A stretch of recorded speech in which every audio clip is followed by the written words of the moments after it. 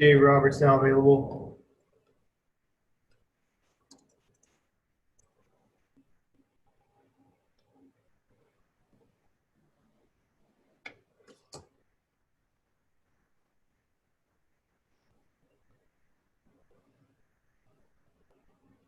First questions from Alanna. Go ahead.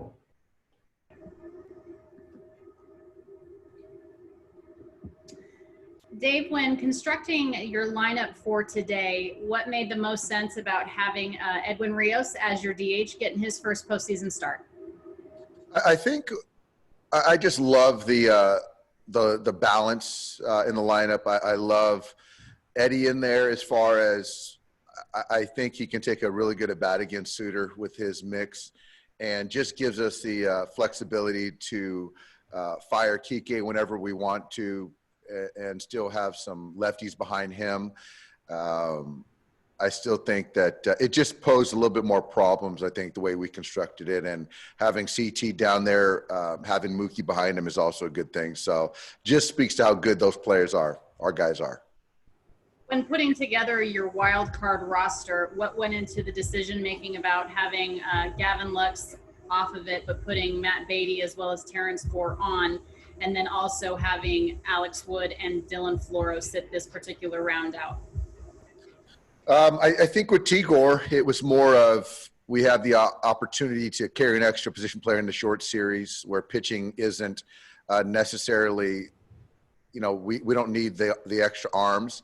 And so to be able to place him in a spot minus a run, even to kind of impact an inning, I think is very helpful.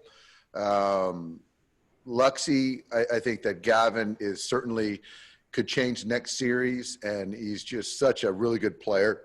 But the lack of experience coming off the bench, I just don't think it was best for him right now. And as far as having Beatty, the experience, the bat off the bench, the bat to ball, I think is very helpful, especially some guys that they've got with velocity. And with Alex, I think that he and Flo would just, some of it was matchup driven. Some of it was we just don't really need the extra arms, and we went with the position players.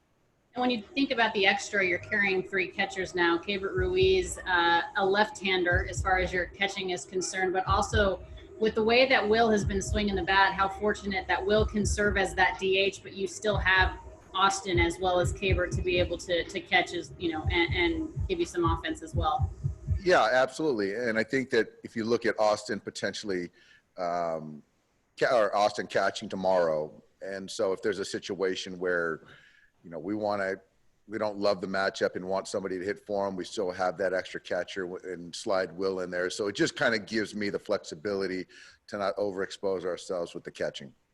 Finally, for me, Dave, the Brewers unfortunately lose Williams to a shoulder issue. One of the best parts of the back end of their bullpen. Is the key for you guys still to be able to get some runs off of their starters before you get to that bullpen, because they do still have Hader to deploy?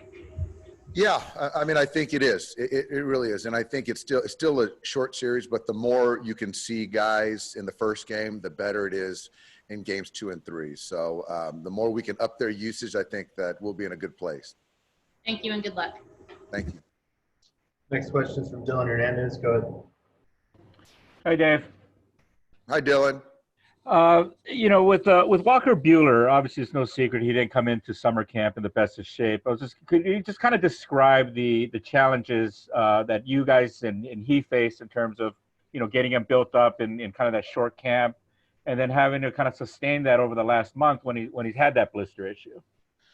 It's been, and I would say for Walker, I would probably say that it's been his most trying season. And you mentioned the late ramp up into summer camp. And then I think, 4 or 5 starts ago, we had him in a really good spot, I thought, and he was throwing his best of the season of the year. And then the blister kind of showed his face. So right now he's done a great job of trying to keep his arm moving. We've got it covered, and we don't have it covered. So today I think that just the lens of understanding we need him for the next 4 series to win the World Series. and how we kind of go about that. So it's an inning to inning. We got to make sure that we get through tonight in a positive situation, because sometimes, or most of the times with the blister, once you see it and it kind of shows itself again, then it's too late. So it's kind of threading the needle, and I'm going to be really dependent on our training staff for Walker tonight. And I apologize if this got asked, earlier in the season, but in terms of, what he was doing kind of after spring training shut down to the start of summer camp, was there anything in particular that kept him from, throwing or working out or any of that? No, there was nothing physical. It was more of, I think that we just made a choice as an organization because we didn't know when we were going to get started again. So to essentially shut Walker down, where there were some other guys as far as pitchers that continued to throw through quarantine, but we just chose, and then that's kind of what we decided. And to be quite honest, I thought it was a great plan, and it was really kind of playing out perfectly until the blister kind of came about. Okay, so that was an organizational decision and not any kind of negligence on his part. It was all of us, and I think Walker probably drove that, but I think that the logic was there. Thank you. Next question is from JP Hornstra. Go ahead. Hey, Dave. Got a little bit of a surprise announcement from Major League Baseball this afternoon saying that there will be fans in the stands in the National League Championship Series and the World Series. And I'm just wondering, from a player's perspective, is everybody so accustomed to the fake crowds and the fake noise that if you get there, introducing fans into the middle of the postseason would be an adjustment in itself? I think it would be an adjustment, but I think it would be so welcomed by everyone. And I applaud the players for getting through this without fans. And it is sort of like a new normal, and guys are used to it. And I do believe that the playoff format and what's at stake, the adrenaline is certainly going to take over. And just me watching games today and yesterday, you see the emotion, which is great. But man, teams that get to that situation and have fans, it's going to be pretty cool. Cool. Thanks, Dave. Yeah. Next question is from Eric Steven. Go ahead.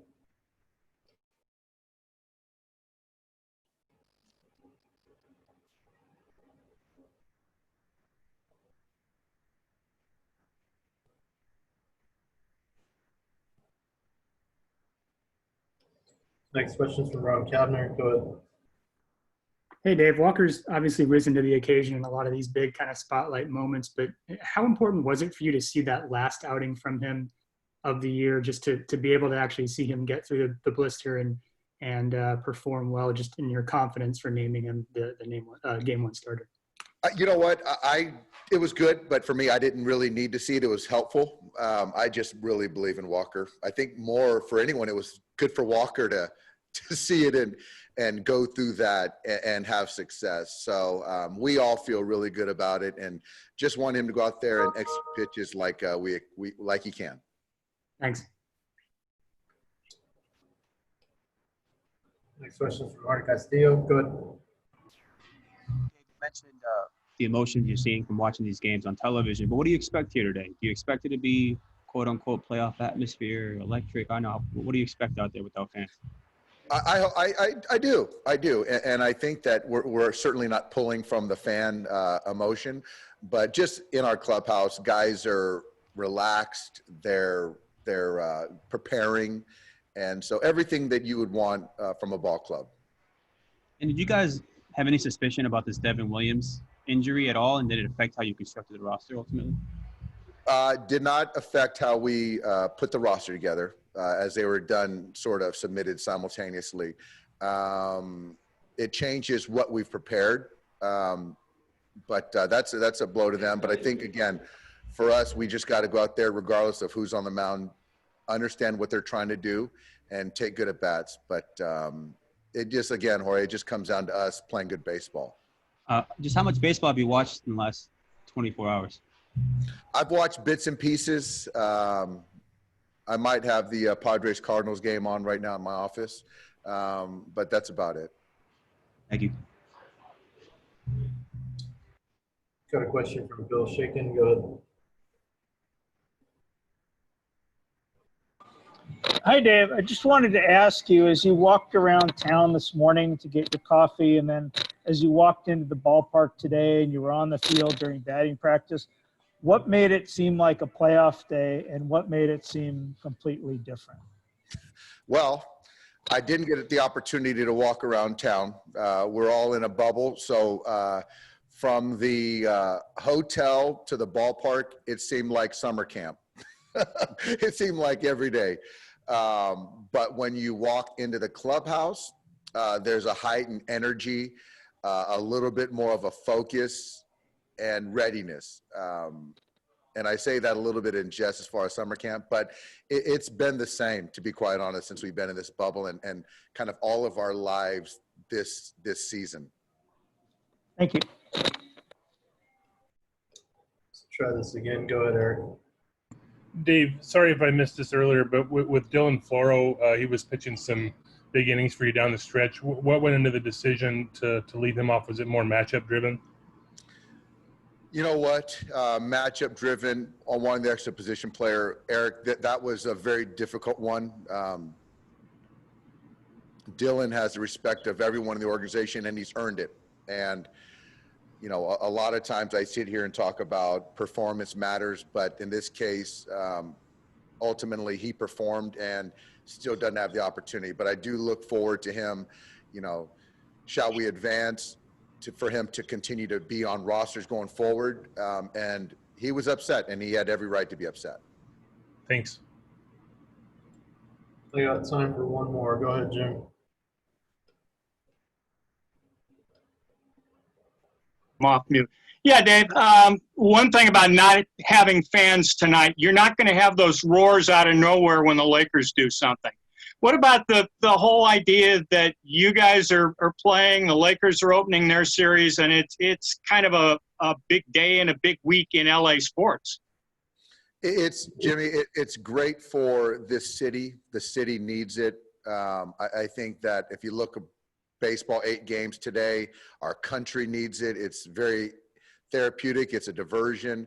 As far as specifically to the city of LA, the split screens, that's channel, last channel flashback, that's going to be happening a lot. I think it's just it's fun for our fans to kind of have, the city's big enough for all of us. So it's going to be a fun night. Fortunately, I'll be on the field, not paying attention to the Lakers, but as a fan, LA sports fan, it's a perfect night, I'm assuming. Thanks, Dave. Thanks, everybody. Thanks, guys.